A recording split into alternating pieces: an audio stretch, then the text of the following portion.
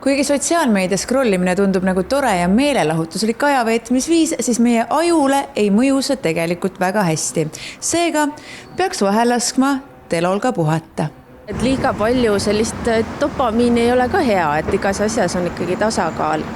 Et see ikkagi väsitabki aju ära, kui järjest tuleb, et põnev, äge, ehmatav võib-olla, et liiga palju sellist stimulatsiooni lihtsalt kurnab ära ja võib-olla paljud ka tunnevad praegu sellist väsimust ja sellist tunnet, et kõik ongi liiga palju ja võibki mõelda, et kas see on ka siis selle digieluga seotud kuidagi. Tervise Arengu Instituudi tehtud uuringust kooliõpilaste tervisekäitumise osas selgus, et sotsiaalmeedia sõltuvuse sümptomeid esineb 10% tüdrukutest ja 7% poistest vanuses 11–15. Eriti haavatavad on 13-aastased tüdrukud. Liiga tihedat sotsiaalmeedia scrollimist seostatakse aga unehäirete, keskendumishäirete ja ärevusega.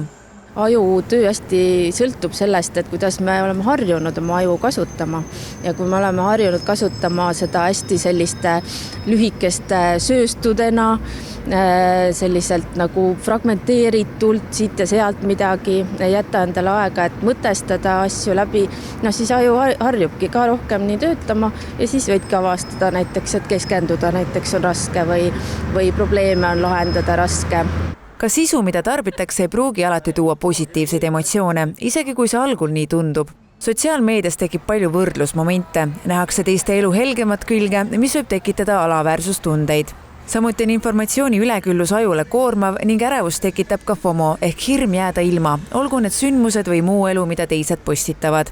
Just neid miinuspooli tahtsid noored reklaamitegijad ka enda näite pealt välja tuua, kui Solarise juurde kerkinud sotsiaalmeedia majakese kampaania välja mõtlesid. Kõige suurem väljakutse oligi siis see, et kuidas see sõnum teha selliseks noortele nagu sõbralikuks, et me ei tahtnud kindlasti nagu öelda, et sotsiaalmeedia on halb või et kuidagi nagu negatiivselt manitseda või kuidagi selline.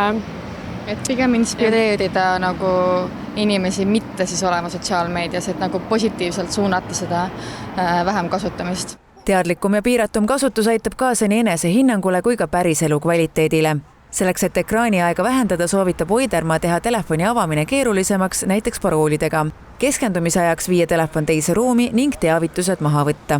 Mina teen seda, et ma panen enda notificationid maha, ehk siis mu sõbrad teavad, et ma ei ole kunagi 24/7 kätte saada, ma ei pruugi neile vastata, aga me üritamegi seda nagu enda sõpruskonnas ka nagu normaliseerida, ehk siis kogu aeg mu telefon ei vilgu, kogu aeg ma ei haara ta järgi ja see ma loodaks, et teeb mu vaimsele tervisele head. Ja siis veel need lisategevused, fokusseerida rohkem sellele, et me teadlikult telefoni asemel käime jalutamas, saame kokku, teeme mingisuguseid uusi lahedaid sidequeste, käisime balletis on ja. Seega, kõik ei pea olema online, ka sina mitte. Vahel on logout kõige tervislikum valik.